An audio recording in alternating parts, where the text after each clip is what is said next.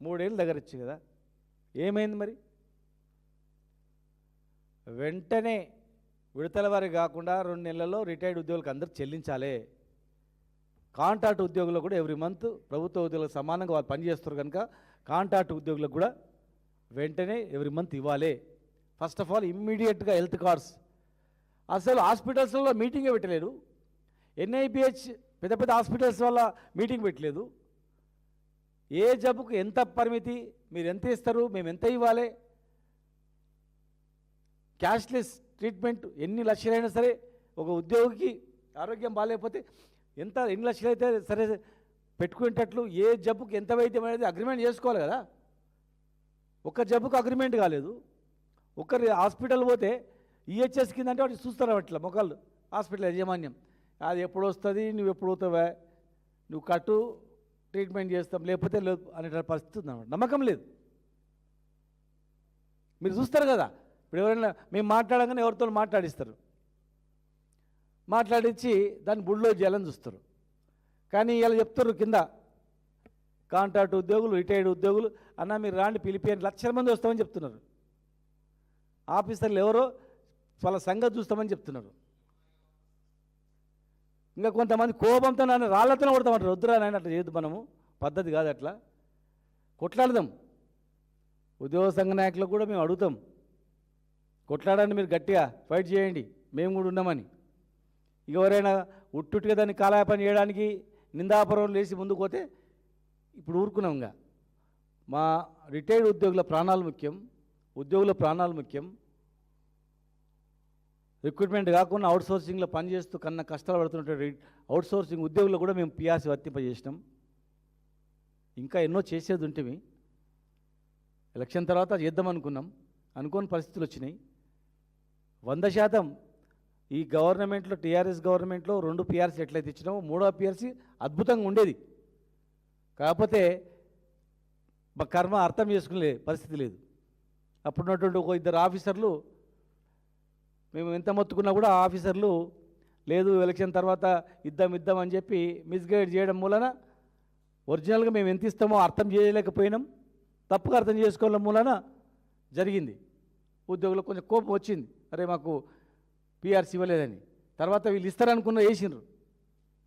43 ఇచ్చారు కదా, 44 కన్నా మేము ఇంకెక్కువ ఇస్తాం, 50 ఇస్తాం, 60 ఇస్తాం అన్నారు. నిజంగా 5-6 నెలల్లో వచ్చేస్తుంది మనకు 40-50% పిఆర్సీ ఇస్తారు అనుకున్నారు. ఇవాళ తెలిసిపోయింది అందరు కూడా. రైతులకు ఎట్లా తెలిసిందో, మిగతా వృత్తులకు ఎట్లా తెలిసినాయో మా ఉద్యోగ వృత్తి వాళ్ళకు కూడా తెలిసిపోయింది. కనుక మేము మొదటి మిగతా అంశాల కన్నా ప్రియారిటీ ఇచ్చేది మాకు హెల్త్ కార్డ్స్. కనుక ఈ వారం రోజులలో కమిటీ డిక్లేర్ చేసి హెల్త్ కార్డ్స్ ఇష్యూ చేసి 2-3 రోజుల్లో అన్ని హాస్పిటల్ యజమానులతో మీరు మాట్లాడి ఏ ఎంప్లాయీ, ఏ రిటైర్డ్ ఎంప్లాయీ అపోలో హాస్పిటల్ కానీ, యశోద హాస్పిటల్ కానీ, కిమ్స్ కానీ, కామినేని కానీ, ఇంకా ఎన్ఏబిహెచ్ కింద ఉన్నటువంటి పెద్ద పెద్ద కార్పొరేట్ హాస్పిటళ్లకు డైరెక్ట్గా పోతే ఇమ్మీడియట్గా కొన్ని వార్డులు కూడా కేటాయించి, కొన్ని రూమ్లు కేటాయించి, సపరేట్గా బెడ్లు కేటాయించి వీళ్ళు రాగానే ఇమ్మీడియట్గా అడ్మిట్ చేసుకొని ₹1 అడగకుండా ట్రీట్మెంట్ చేసి వాళ్ళని డిశ్చార్జ్ చేసి పంపాల. ఇప్పటివరకు ఈ రాష్ట్రంలో మొట్టమొదటిసారిగా జీతాలకించి కట్ అవుతున్నాయి. ఒక్కొక్కరివి 1800, 2000 జీతం లేచి డబ్బులు కట్ అవుతున్నాయి.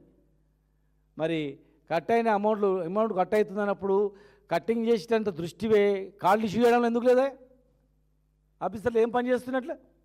నువ్వు కట్ చేయడానికి టకా జ్యూస్ చేసి కట్ చేస్తున్నావే, మరి కట్ చేయగానే కాళ్ళు కూడా టకటకట ఇవ్వడానికి ఎందుకు ప్రయత్నం చేయలేదు?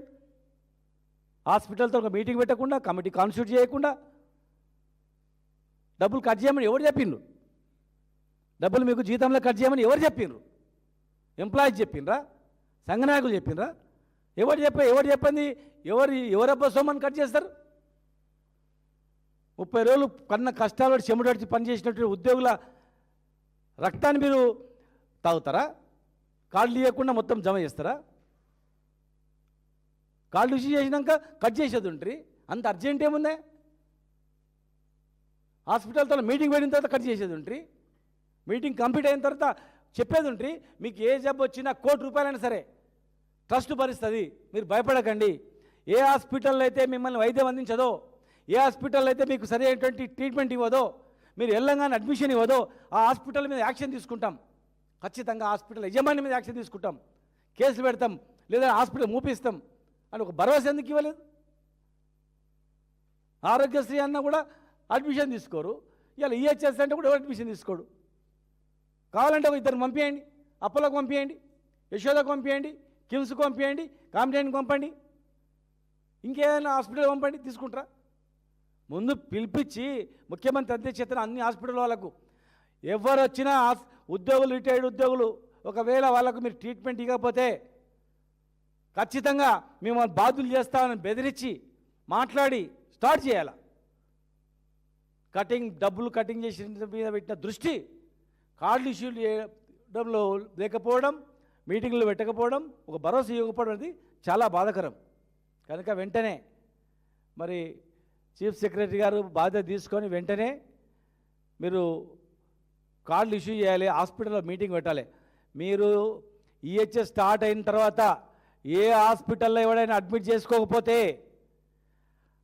ఈహెచ్ఎస్ అని చెప్పి చిన్న చూపు చూస్తే, సపరేట్ బెడ్లు లేవని చెప్పి వాపస్ పంపితే మీరే అధికారులే బాధ్యత వహించాల్సి వస్తుంది, ప్రభుత్వమే బాధ్యత వహించాల్సి వస్తుంది. గుర్తుపెట్టుకోండి.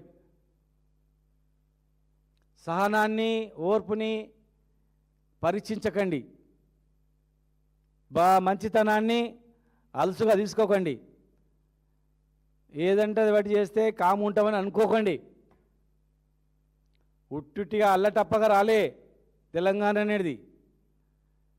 మేమందరం కలిసి 40 రోజుల సమ్మె, 17 రోజుల సకల జన సహాయ నిరాకరణ, పెండౌను, వంట వార్పు, సమరపేరి, మిలియన్ మార్చు, సాగరహారం ఇలాంటివి ఎన్నో ఉద్యోగ సంఘాలు కలిపి చేసినటువంటిదే ఉద్యమం. అందుకే ఆనాడు ముఖ్యమంత్రి కేసీఆర్ గారితో మాట్లాడి సకల జనుల సమ్మె కానీ ఎక్కువ పిఆర్సీ కావాలంటే ఒక దినం ఎక్కువ తీసుకొచ్చినాం. ఇవాళ మీరు ఇంకొక 2 పిఆర్సీ తీయరని మేము కూడా సంతోషపడతాం, మేము కూడా చేయగొడతాం.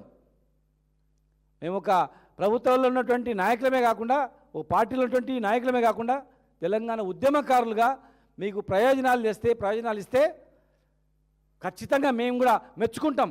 ప్రెస్ మీట్లు పెట్టి శబాస్ అని చెప్తాం, బ్రహ్మాండంగా చేసిరని. ఏ బేషేజాలు లేవు మాకు. కానీ ఉట్టే 3 ఏళ్ళు అయిపోయింది, ఇంకా 2 ఏళ్ళు లేదు. ఉట్టి కాలయాపన చేసి మాట్లాడితే కాదు అది.